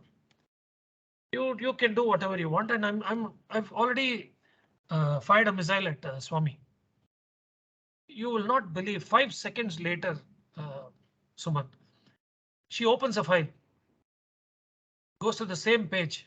She tells me, Mr. Subbu, I'm doing this for you. That's for Swami, of course. You come on Monday. Don't come with this guy. You come. Let's see how we can proceed. So of course, Monday I went. The story is over. We did 8 years assessments in less than 6 months. Then when I came back in 2011 February, year end was December. We had finished that December assessment of 2010 also. So you don't know what Swami can do for you. Anywhere you can go to the moon. Dr. Jumsai's mission to Mars. Swami solved it for him. The entire math problem came to him when he was sitting on a beach and the entire formula came in front of him. So what is it for a small tax assessment? Yes, Suman, I mean, if you're truthful and you don't want to do something wrong, he's always on your side. Amazing, amazing, sir. My last question. Yes. You are in your early 60s, so the vibes and energy you carry always inspires everyone. So what's the secret behind this? And what message you'd like to give to the youth who are there in the current fold and who would be coming in future? What message you'd like to give us? I have a few parts to this question, Suman. First part is there's no young and old. The first barrier that we have to remove is senior and junior, young, old, etc. Because when I come to Narayan Seva, I learned something from everybody. From Ravi, how to be silent, how to manage everything. He's our CEO. from you how you have been managing this My Life, My Message or anything on Tyagaraja, etc. How you can manage things to the detail. How Anand and Nikhil ran the medical center. Every one of you teaches us something in life. I'll give a small story. I joined HDFC in 1983. There was a guy who was a total anti-Tamil or an anti-non-Kannadiga. So I couldn't speak Kannada at all at that time. Though I was there in Bangalore for 7 years because Tamil used to go, English used to go, Hindi used to go in Bangalore. So then this guy used a very bad word and he said, Kongrage Tamil Banala. Kongra is uh, the colloquial term used for Tamils. That really smarted me that day. And I said, this is not going to happen. And I was the head of the department at that time. And I said, I can't allow somebody have such indiscipline in the department because somebody else will do the same thing next. It's for the chair. It's not for me as a person. So then I called the peon, Gowda. I told him, Gowda, from today you're going to speak to me in Kannada. I will speak to you only in Kannada. Next 3 weeks, 4 weeks, it was hilarious in the office. Grammar, singular, plural, future, past tense, everything mixed, apart from all wrong sentence formations. In 4 weeks, I had learned some of the nuances. In 8 weeks, I had learned to speak in Kannada the way I speak today, almost the way I speak today. So there is nothing called young or old. You learn from everybody. That's one thing about Narayan Seva. That's one thing I would really like to tell everybody, that nobody is senior or junior. The second thing is when of course from 2019 I have not been going on the distribution rounds. I took it upon myself that anybody who joins Narayan Seva will come with me in the distribution route, and I would give them that 1.5 hours of all the gyan I could give about our Narayan Seva, which I got from Murli and Nikhil, as to what the importance of Narayan Seva is. You're serving love, you're serving food, you're not the doer, etc., etc. The very, very strong principles of our Narayan Seva that Murli drove into me as, and this, we are a very unique Narayan Seva. We don't go and give food to all and sundry, right? Those 50 packets, it's such a paradox in a city of 1 crore people. We take 2 hours to give 50 packets in 3 different directions because we look for somebody who's deserving, who's somebody who is crippled, somebody who's blind, somebody who can't take care of himself. That's the kind of Narayan Seva that we're doing. So I think some of these messages should go across that first, we are doing it for ourselves. Second, we learn from each other. Third, we get these blessings from everybody. Fourth, this great satsang that we have, Suman, this Narayan Seva touch wood is something that I have not seen in the rest of the world. Believe me, I did a lot of Narayan Seva in Kuwait under extenuating circumstances. Yes, there is a lot of love there. This is an equal or even better than that because the composition is much larger here. The Sunday mornings are never Sunday mornings if you're not there. By Swami's grace, in these 11 years that I'm back now, 11 and a half, except 2 or 3 Sundays when I was there in town and I couldn't attend for really difficult circumstances or unavoidable circumstances, there is not a Sunday I'm not there. This is not boasting. This is for my own self, to come and see all of you, to get inspired by all of you, to get Swami's blessings. This is all I have to say, Suman. Amazing, sir. Thank you very much for making this evening so delightful for all of us. Right from depicting your journey from skepticism to complete acceptance and many more wonderful stories. It's beautiful. And my questions are done now. If any questions are there with our listeners, they can ask you. So with this, if I can answer, yeah, sure. So now I open to this for the forum for any questions or anything to share. Yeah, see this, sir. Yeah, you can. When is part 2 of this program? That you should ask the protagonist only.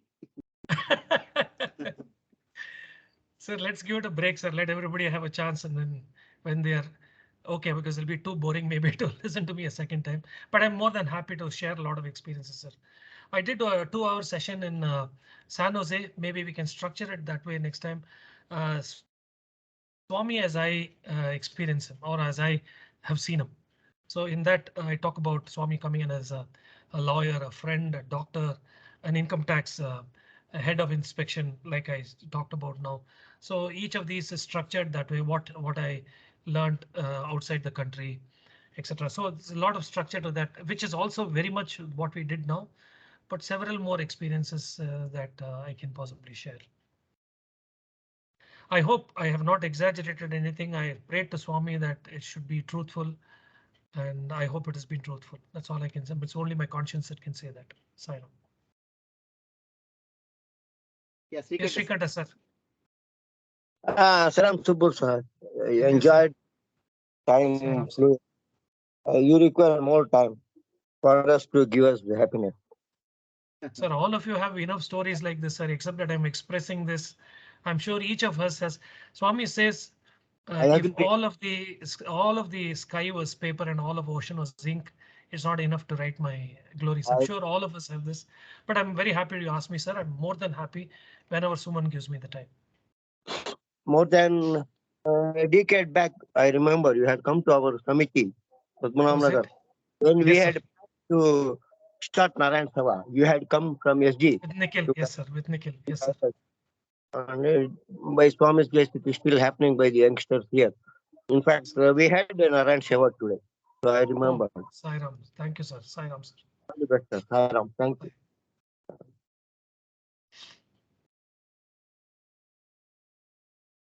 Amarnath sir, any question or anything you'd like to share? No, no. I have. You see, yeah, you see. Let me.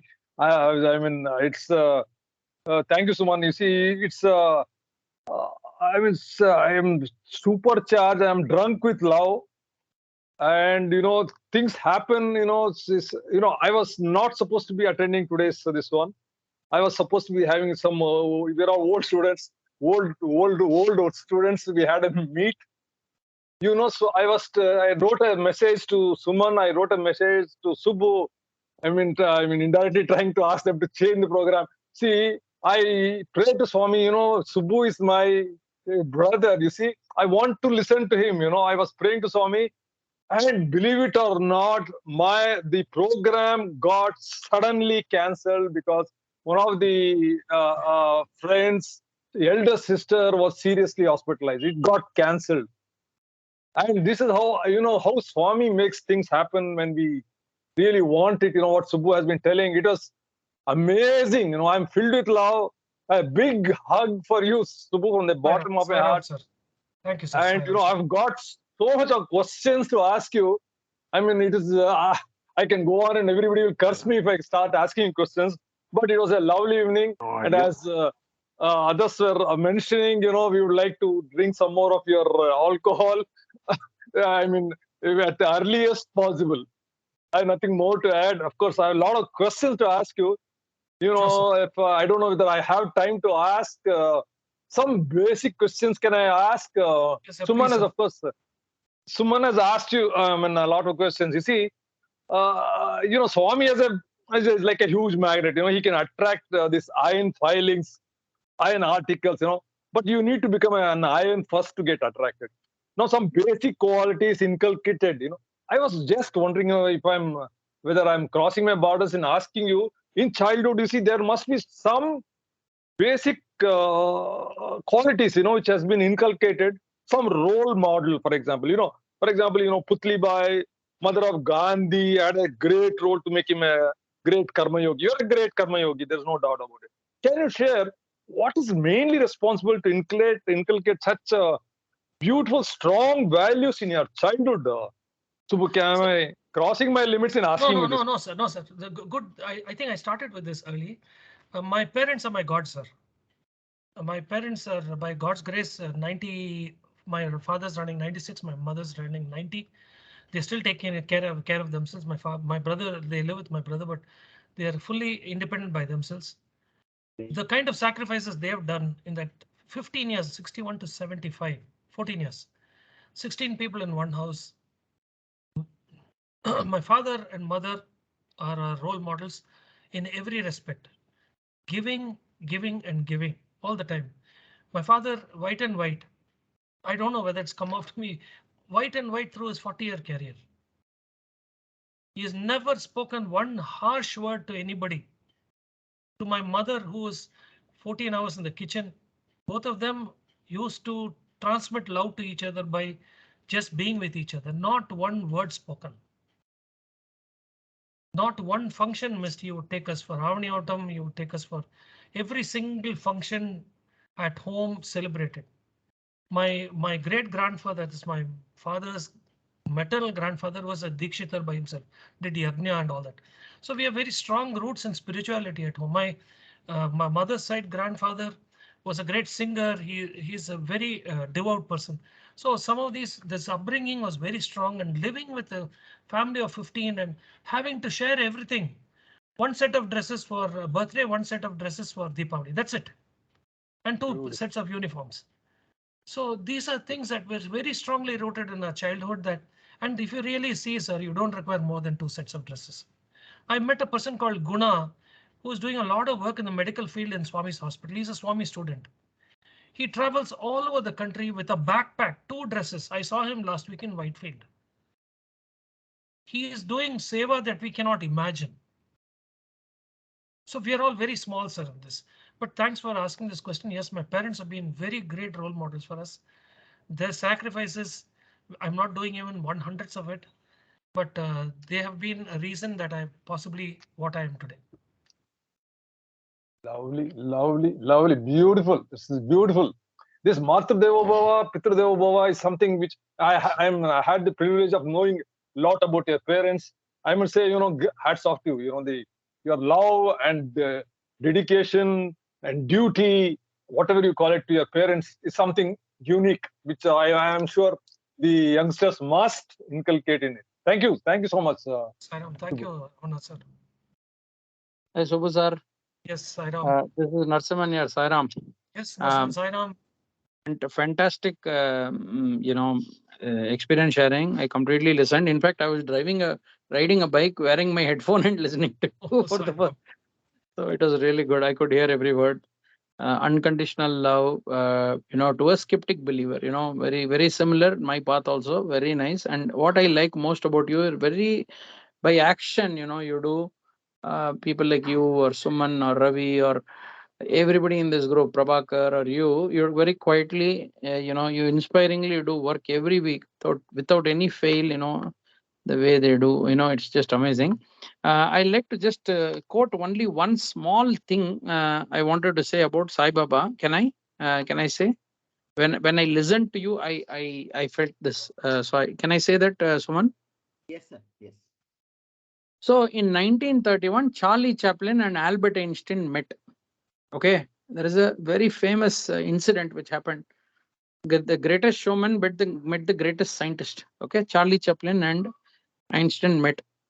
So Einstein says to Charlie Chaplin, okay, you don't speak even a word, but everyone understands you. That is what I admire most about you.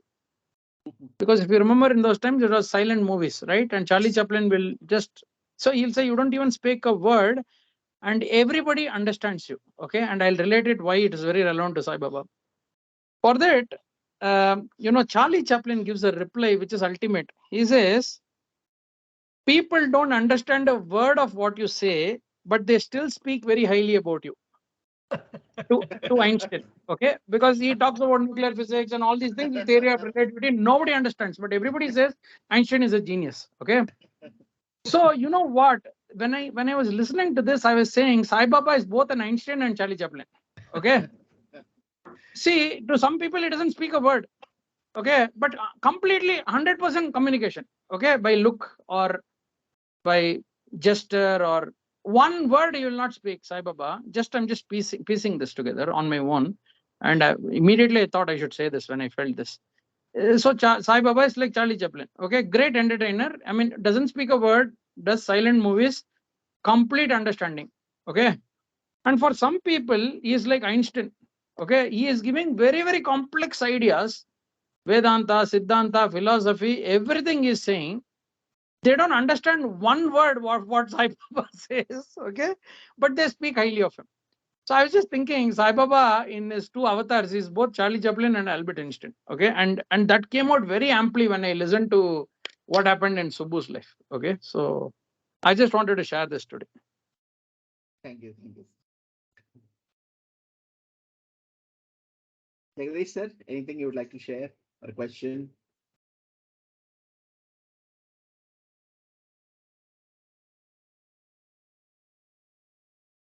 Well, I have nothing to share except to say that I thoroughly enjoyed Subbu, and his energy is something I could feel here also. Actually, I'm traveling, but it's wonderful. And Subbu to me is synonymous with Narayan Seva and the Amrita Kalsha service, so silently, so dedicatedly doing it. Beautiful. And it's so wonderful to hear what made Subbu what he is. Sai Ram. Thank you. Thank you for the opportunity. So when I just have to add one, maybe 60 seconds, can I take? Yeah, please. So look at, I always look back, 76, when I started deep into Swami in the 2000s, I was always cursing myself for not having taken this 1976 studentship in his college. But look at Swami's love, a man who said all sorts of things about him has brought me back his faculty. That is the love of God. Only God can have that love. Nobody else. Nobody else. And when captains of industry are there, an ordinary person like me is going and teaching there. You really come and say, I'm not saying this out of modesty or anything. This is the truth. People who come and talk there are captains of industry. Yeah. So that is his love.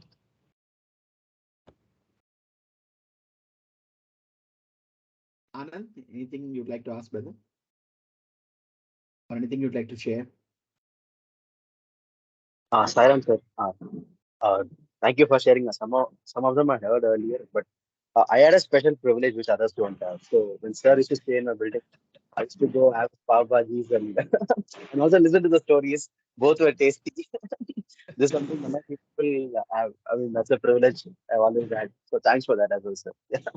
And thanks again for sharing. Sir. Thank you so much.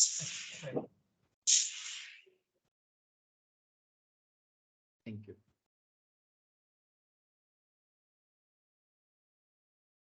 Any more questions or thoughts? Anyone else?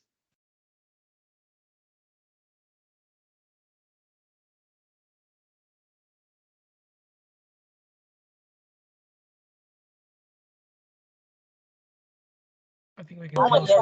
Sai Ram, Venkateswaran. Yes, Venkateshwaran.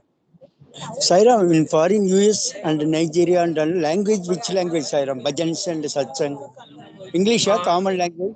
It's a good question. Most of the bhajans are in Hindi or Sanskrit or whatever languages, but or usual bhajans, but they have adopted Hari Bhajana Bina Sukh Shanti Nahi in English.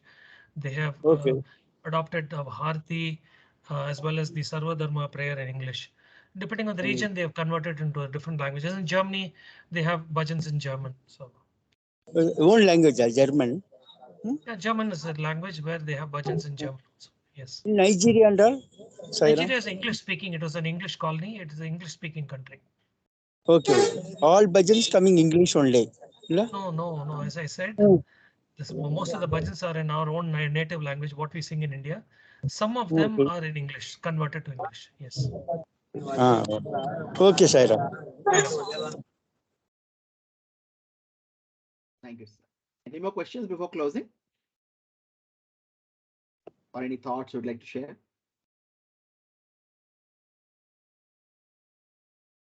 Many thanks, Suman, for this opportunity. Thank you, sir. I mean, I would like to ask when would be the sequel of this? Just give it a gap for the listeners, especially. Maybe I can do even next week, but we can wait for some time. No, you better do next week.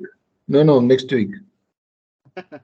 Sir, we will wait, sir. Sir, if you don't mind, I'll just look at my schedule and we'll come back to you. So, Suman. Sure. We'll be closing with Asatoma. Yes, Sai Ram. Thanks everybody for a patient listening. Sai Ram. Thank you. Asatoma Sadgamaya Tamasoma Jyotirgamaya Mrityorma अमृतंगमया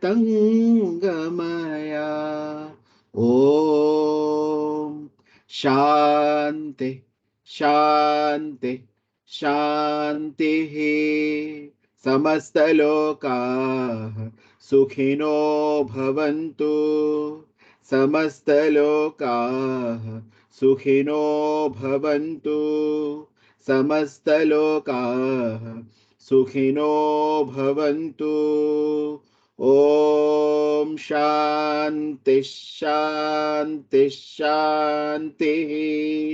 जय बोलो भगवान श्री सत्य साई बाबा जी की जय। Sairam. Thank you all. Thank you, Suman. Thank you, Subbu. Thank you, everybody. Thank you, Subbu. Thanks very much. Enjoyed. Thank you, sir.